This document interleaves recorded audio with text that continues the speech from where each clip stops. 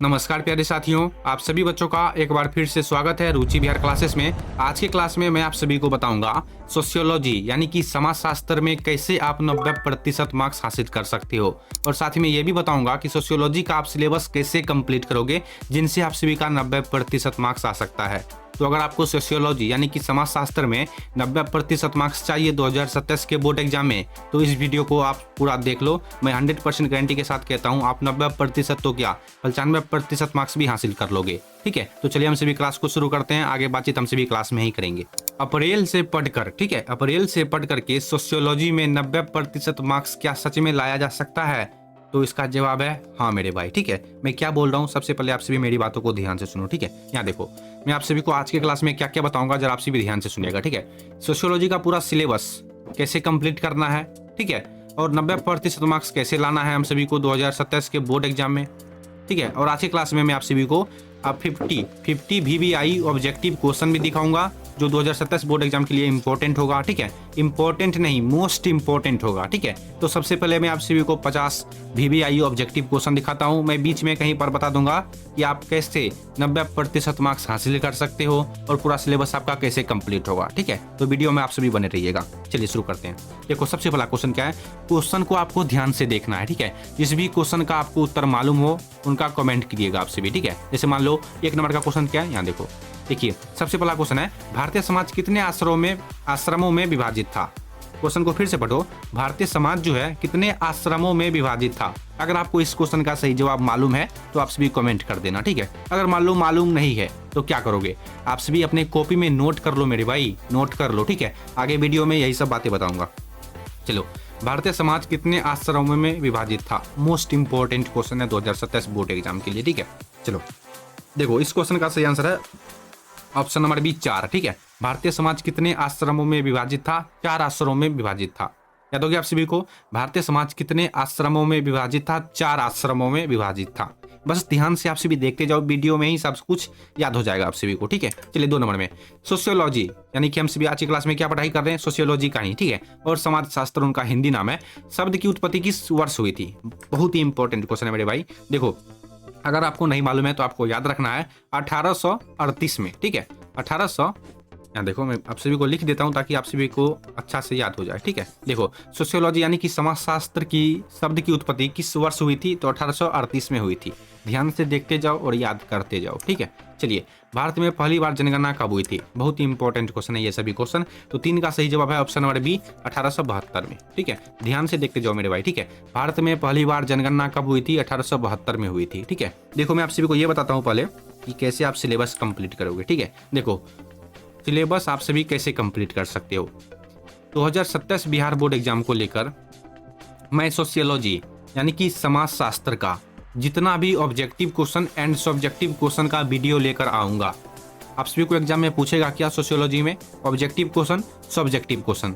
मैं आप सभी को एक बात पहले बता देता हूं, मैं आप सभी को पूरा किताब नहीं पढ़ाऊंगा। ठीक है, किताब नहीं बताऊंगा। देखो जो सिलेबस है उसको कंप्लीट करवा दूंगा आप सभी का। ठीक है, ऑब्जेक्टिव एंड सब्जेक्टिव। अगर आप सभी को मेरे ऊपर भरोसा है तो आप सभी चैनल को सब्सक्राइब अभी तुरंत कर लो। ठीक है, क्योंकि 2027 एग्जाम आते तक यानी कि आप सभी का एग्जाम आते तक मैं आप सभी को ऑब्जेक्टिव क्वेश्चन और सब्जेक्टिव क्वेश्चन ऐसा क्वेश्चन दिखा दूंगा जिनसे 101% चांस होगा कि यहाँ से क्वेश्चन पूछेगा ही पूछेगा। आगे आप सभी समझ गए होंगे कि कैसे आप सभी को तैयारी करना है। ठीक है, अगर आप सभी सहमत हो तो चैनल को सब्सक्राइब करो अभी तुरंत। ठीक है, चलिए भारत में पहली बार जनगणना कब हुई थी? ये तो मैंने आप सभी को बता दिया कब हुआ था प्यारे बच्चों। देखो 3 का सही जवाब हो जाएगा ऑप्शन नंबर बी 1872 में। ठीक है, याद रखिएगा। चलिए 4 नंबर में देखिए क्या क्वेश्चन है, जाति यानी कि कास्ट शब्द की उत्पत्ति किस भाषा से हुई है? जाति यानी कि कास्ट, इंग्लिश में कास्ट बोला जाता है। शब्द की उत्पत्ति जो है वो किस भाषा से हुई है? बहुत ही इंपॉर्टेंट है। ठीक है, देखो 4 का सही आंसर है ऑप्शन नंबर बी पुर्तगाली। ठीक है, पुर्तगाली। मैं जितना भी ऑब्जेक्टिव एंड सब्जेक्टिव क्वेश्चन का वीडियो लेके आऊंगा सोशियोलॉजी का, बस आप सभी को उन टोटल क्वेश्चन को ध्यान से देख लेना है। ठीक है, 100% आप सभी का 90% क्या 95% मार्क्स आप सभी का आ सकता है। ठीक है, चलिए 5 नंबर में समाजशास्त्र के जनक किसे माना जाता है? समाजशास्त्र का जनक किसे माना जाता है?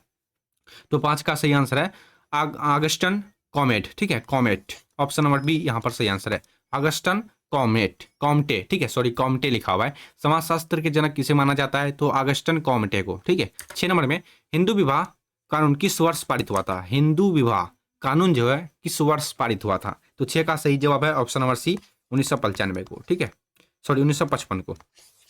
हिंदू विवाह कानून किस वर्ष पारित हुआ था, यानी कि पारित मतलब लागू हुआ था, तो 1955 को हुआ था, ठीक है। चलिए 7 नंबर में, सत्य शोधक समाज की स्थापना किसने की थी? सत्य शोधक समाज की स्थापना किसने की थी? 7 का सही आंसर है option number B, Jyotiba Phule, ठीक है, Jyotiba Phule, option number B यहाँ पर सही आंसर हो जाएंगे, ठीक है। सत्य शोधक समाज की स्थापना किसने की थी? ऑप्शन नंबर बी सही आंसर है। 8 नंबर में, पंचायती राज में महिलाओं को कितना प्रतिशत आरक्षण दिया गया है? पंचायती राज में महिलाओं को कितना प्रतिशत आरक्षण दिया गया है? बताओ, अगर आप सभी को मालूम है तो बता दो, नहीं तो मैं बताऊंगा, ठीक है। तो देखो, अगर मालूम है तो अच्छी बात है, नहीं तो याद रखना आप सभी, 33%, ठीक है। कितना, यहाँ देखो 33% यहाँ का सही आंसर हो जाएगा, ठीक है। पंचायती राज में महिलाओं को कितना प्रतिशत आरक्षण दिया गया है? तो 33%, ठीक है। 9 नंबर में, ग्रामीण समाज की मुख्य विशेषता क्या है? ग्रामीण समाज की मुख्य विशेषता है, मेन टारगेट है कृषि, है ना, ऑप्शन नंबर बी यहाँ पर सही आंसर है कृषि, ठीक है। ध्यान से देखो बस आपसे भी, ग्रामीण समाज की मुख्य विशेषता क्या है? कृषि है, ठीक है। 9 का सही जवाब क्या हो जाएगा? Option number B. 10 नंबर में, caste and class in India पुस्तक के लेखक कौन है? एक पुस्तक है, यानी कि एक किताब है जिनका नाम है caste and class in India. इनकी लेखक कौन है, यही क्वेश्चन पूछ रहा है, ठीक है। तो देखो, इसका सही जवाब है मेरे भाई GS धुरिया, ठीक है, GS धुरिया, ऑप्शन नंबर बी सही आंसर है। 11 नंबर में, जनजातीय समाज में जीवन साथी चुनने की हरण विवाह प्रथा कहाँ पाई जाती है? क्वेश्चन को फिर से पढ़ लो। जनजातीय समाज में जीवन साथी लिखा हुआ है, सॉरी, जनजातीय समाज में जीवन साथी चुनने की हरण विवाह प्रथा कहाँ पाई जाती है? बताओ अगर आपको मालूम है तो, ठीक है। देखो, 11 का सही जवाब हो जाएगा ऑप्शन नंबर ए, भील जनजाति में, ठीक है, भील जनजाति में मेरे भाई, option number A right answer है। भील जनजाति में जीवन साथी चुनने की हरण विवाह, ठीक है, जीवन साथी को ही हरण विवाह बोला जाता है, ठीक है। इनका प्रथा कहाँ पर पाई जाती है? तो भील जनजाति में पाई जाती है, ठीक है। चलिए 12 नंबर में, संस्कृतिकरण, ठीक है, संस्कृतिकरण की अवधारणा किसने दी थी? संस्कृतिकरण की अवधारणा किसने दी थी? देखो, 12 का सही जवाब क्या हो जाएगा? MN श्रीनिवास, ठीक है, option number A right answer है, MN श्रीनिवास, ठीक है। 13 नंबर में, भारत में मंडल आयोग की स्थापना कब हुई थी?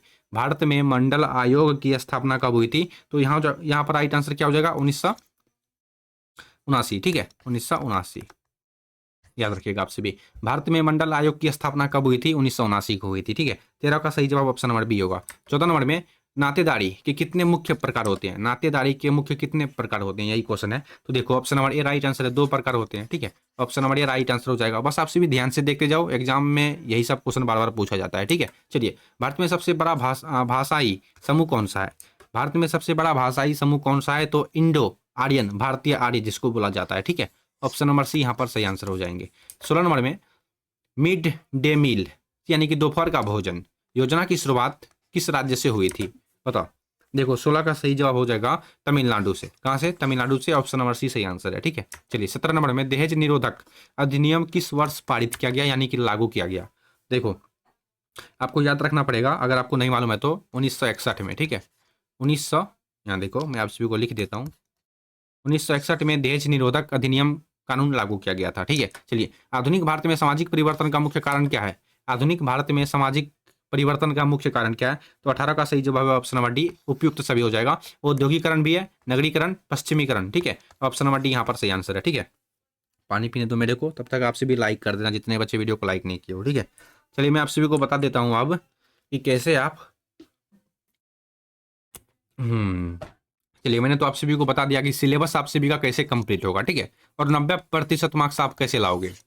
तो देखो, सिलेबस अगर आप सभी कंप्लीट कर लोगे मेरे द्वारा बताए गए सभी क्वेश्चन से, तो 90% तो क्या, आप 95% मार्क्स भी हासिल कर लोगे मेरे भाई, ठीक है। और मैं आप सभी को कुछ बोलने वाला था, चलो आगे याद आएगा तो मैं आप सभी को बता दूंगा, ठीक है। चलो, आधुनिक भारत में सामाजिक परिवर्तन का मुख्य कारण क्या है?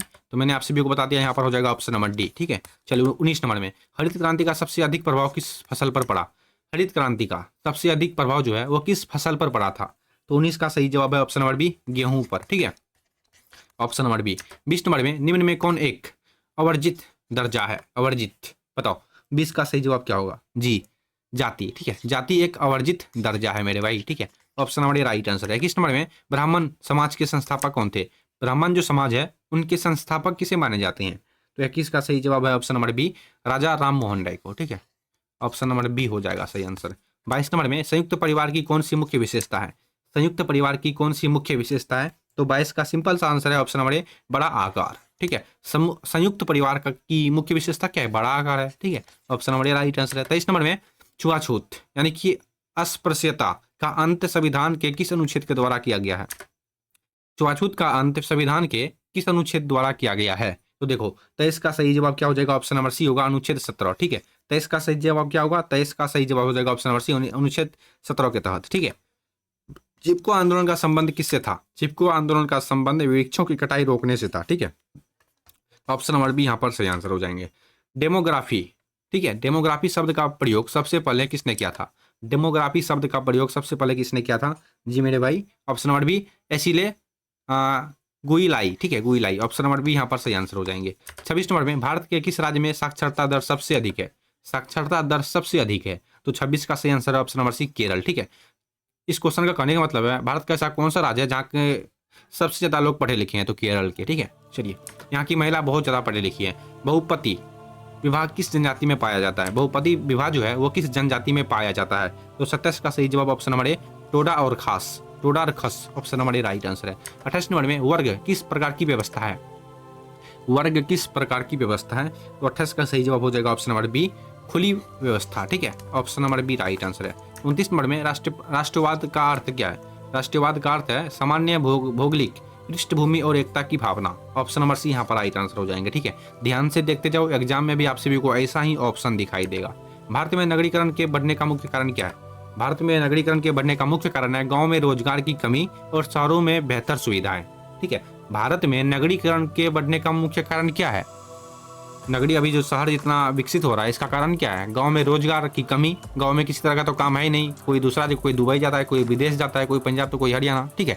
इसी कारण से भारत में नगरीकरण के कारण भारत में नगरीकरण का बढ़ावा है, ठीक है। ऑप्शन नंबर ए यहाँ पर राइट आंसर हो जाएंगे, ठीक है। क्वेश्चन को समझो, याद हो जाएगा। 31 नंबर में प्रार्थना समाज की स्थापना किसने की थी?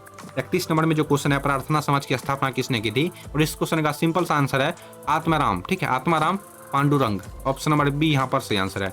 32 उपनिवेशवाद शब्द का संबंध किससे है? उपनिवेशवाद का संबंध किससे है जी? 32 का सही आंसर है साम्राज्यवाद, ठीक है। ऑप्शन नंबर ये राइट आंसर है। 33 नंबर में भारत में नई आर्थिक नीति किस वर्ष घोषित की गई थी?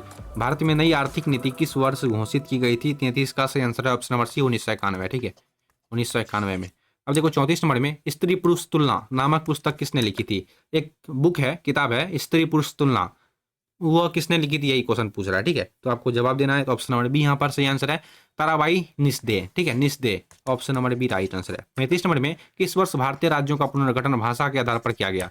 किस वर्ष भारतीय राज्यों का पुनर्गठन भाषा के आधार पर किया गया? तो 35 का सही आंसर ऑप्शन नंबर सी होगा, 1956, ठीक है, 1956। ध्यान से देखो, आत्महत्या का सिद्धांत किस समाजशास्त्री ने दिया है? आत्महत्या का सिद्धांत किस समाजशास्त्री ने दिया है? तो 36 का सही आंसर है option number B, Emile Durkheim, ठीक है, दुर्खिम। ऑप्शन नंबर बी यहाँ पर राइट आंसर है। 37 नंबर में दलित शब्द का प्रयोग सबसे पहले किनके द्वारा किया गया था? दलित शब्द का प्रयोग सबसे पहले किनके मुंह से निकला था? तो देखो 37 का सही जवाब हो जाएगा option number B, Jyotiba Phule के मुंह से, ठीक है। ऑप्शन नंबर बी, 37 का सही जवाब क्या हो जाएगा? ऑप्शन नंबर बी होगा, ठीक है। अगला क्वेश्चन, सती प्रथा के विरुद्ध कानून किस वर्ष बना था? सती प्रथा के विरुद्ध जो कानून बना था वो किस वर्ष बना था, ठीक है। तो 38 का सही आंसर है ऑप्शन नंबर ए, 1829 में, ठीक है, 1829 में बना था। अब देखो 39, पितृसत्ता व्यवस्था में सत्ता किसके हाथ में होती है? पितृसत्ता व्यवस्था में सत्ता जो है वो किसके हाथ में होती है? तो पिता या सबसे बड़े बड़े के रूप में होती है, ठीक है, यानी कि दादा है तो दादा के हाथ में होगा। ऑप्शन नंबर सी यहाँ पर राइट आंसर है। 40 नंबर में बाल विवाह निरोधक अधिनियम, ठीक है, जिसे हम सभी शारदा एक्ट बोलते हैं, कब पारित हुआ था? ठीक है, बाल विवाह निरोधक अधिनियम जो है, जिनको हम सभी शॉर्ट में बहुत बच्चे जानते होंगे शारदा एक्ट किसे कहते हैं, ठीक है, उनको मालूम होगा। 40 का सही जवाब हो जाएगा मेरे भाई ऑप्शन नंबर बी, ठीक है, 1929। ऑप्शन नंबर बी यहाँ पर सही आंसर है। 41, भारत में अनुसूचित जातियां यानी कि एससी कैटेगरी के लोग, ठीक है, जैसे हम बीसी में आते हैं, BC 1 में आते हैं। आप किस कैटेगरी में आते हो मेरे को कमेंट बॉक्स में बता सकते हो। भारत में अनुसूचित जातियां SC के लिए हरिजन शब्द का प्रयोग किसने किया था? ये जो SC है इनको हरिजन बोला जाता है, ठीक है, तो इनका प्रयोग सबसे पहले किसने किया था, है ना? ये जाति वाति किसने बनाया? समाज के लोग ही बनाया है, ठीक है, बड़े बड़े नेता लोग। तो 41 का सही जवाब हो जाएगा option number A, Mahatma Gandhi, ठीक है, ऑप्शन नंबर ए। 42 नंबर में धर्मनिरपेक्षता का अर्थ क्या है? धर्मनिरपेक्षता का अर्थ होता है सभी धर्मों के प्रति समान सम्मान और राज्य का कोई धर्म ना होना। ठीक है। ऑप्शन नंबर बी, ध्यान से देख लो मेरे भाई, ठीक है। चलिए, कैसे आप सभी ला सकते हो 2027 के बोर्ड एग्जाम में। हम सभी किस सब्जेक्ट का तैयारी कर रहे हैं? सोशियोलॉजी का, यानी कि समाजशास्त्र का। कैसे आप समाजशास्त्र में 90% मार्क्स हासिल कर सकते हो, इनका गाइडेंस मैंने आपको दे रखा है, ठीक है।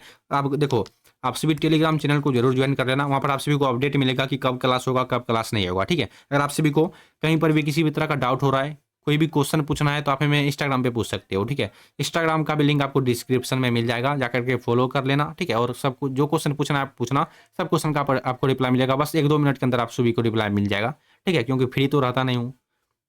चलिए, तो क्या आप सभी को यहाँ देखो 43 नंबर में क्या था? सूचना का अधिकार आरटीआई का अधिनियम भारत में कब लागू हुआ था? यहाँ देखो कहाँ गया भाई, सूचना का अधिकार अधिनियम जो है वो भारत में कब लागू हुआ था? तो 43 का सही जवाब आपको याद रखना है 2005 में, ठीक है। कब हुआ था? 2005 में लागू हुआ था। ध्यान से देख लो, निम्न में कौन सी एक समस्या ग्रामीण समाज की है? इनमें देखो एक समस्या है जो कि ग्रामीण समाज की है, ठीक है। कौन सा? देखो, ऋण ग्रस्तता, यानी कि कर्ज में डूबना, कर्ज में डूबे रहना, ठीक है। यहाँ पर हो जाएगा ऑप्शन नंबर सी। प्रदूषण तो हैले है, और भीड़ भाड़ ये तो भी है, ये भी है, ठीक है। शोर शराबा ये भी है। निम्न में कौन एक समस्या ग्रामीण समाज की है? तो ऋण ग्रस्तता, जिसे हम सभी कर्ज में डूबना होना बोलते हैं, ठीक है। चलिए, मॉडर्नाइजेशन ऑफ इंडियन ट्रेडिशन पुस्तक के लेखक कौन है? एक पुस्तक है मॉडर्नाइजेशन ऑफ इंडियन ट्रेडिशन, पुस्तक के लेखक कौन है? यही क्वेश्चन पूछ रहा है, ठीक है। तो 45 का सही जवाब हो जाएगा option number B, Yogendra Singh. Option number B, Yogendra Singh, ठीक है। देखो, सोशियोलॉजी में ज्यादातर इनके लेखक कौन है, इनसे ज्यादा क्वेश्चन पूछता है, ठीक है। 500 क्वेश्चन तो अवश्य रहता है। पश्चिमीकरण की प्रक्रिया के तहत हम किन मूल्यों को अपनाते हैं? पश्चिमीकरण की प्रक्रिया के तहत हम किन मूल्यों को अपनाते हैं? किनको अपनाना पड़ता है हम सभी को? तो देखो, यहाँ पर हो जाएगा ऑप्शन नंबर डी, ठीक है। देखो, मानवतावाद को भी, बुद्धिवाद को भी, आधुनिक जीवन शैली को भी, ठीक है। यानी कि ऑप्शन नंबर डी यहाँ पर सही आंसर है, ठीक है। तो चलो, टोटल मैं आप सभी को आज की क्लास में 46 क्वेश्चन ही दिखाऊंगा, ठीक है। देखो, अब मैं आप सभी को कुछ कहना चाहूंगा, जरा आप सभी ध्यान से सुनिएगा, ठीक है। देखो, अगर आप 2027 बिहार बोर्ड एग्जाम को लेकर के एक्साइटेड हो कि हमको ज़्यादा से ज़्यादा मार्क्स लाना है, ठीक है, अपने दोस्तों से ज़्यादा मार्क्स लाना है, तो आप बिल्कुल सही जगह पे हो मेरे भाई, ठीक है। मैं आप सभी को 2027 आते तक जितना भी वीडियो लेके आऊँगा, जितना भी क्वेश्चन दिखाऊंगा ऑब्जेक्टिव सब्जेक्टिव, बस आप उनको ध्यान से देखते रहना और याद करते जाना, ठीक है। ऐसा नहीं कि भूल जाना, सभी क्वेश्चन को ध्यान से देख जाना और याद करते रहना, ठीक है। मैं 100% गारंटी लेता हूँ, 101% कि आप 90% से प्लस मार्क्स लाओगे ही लाओगे, ठीक है। अगर आप सभी सहमत हो तो चैनल को सब्सक्राइब कर लो, आप सभी अपने दोस्तों के पास क्लास को शेयर भी कर दो, ठीक है। आप सभी अपने दोस्तों के साथ चैलेंज करो, ठीक है। हम सभी पढ़ाई करते हैं, देखते हैं कौन कितना मार्क्स लाता है, ठीक है। कल के लिए आप सभी को ये वीडियो कैसी लगी, ये मेरे को कमेंट बॉक्स में जरूर रिप्लाई करिएगा, ठीक है। कल के लिए आप सभी पढ़ते रहिए, मुस्कुराते रहिए। मिलते हैं हम सभी अगले वाले वीडियो में, तब तक के लिए जय हिंद, जय भारत।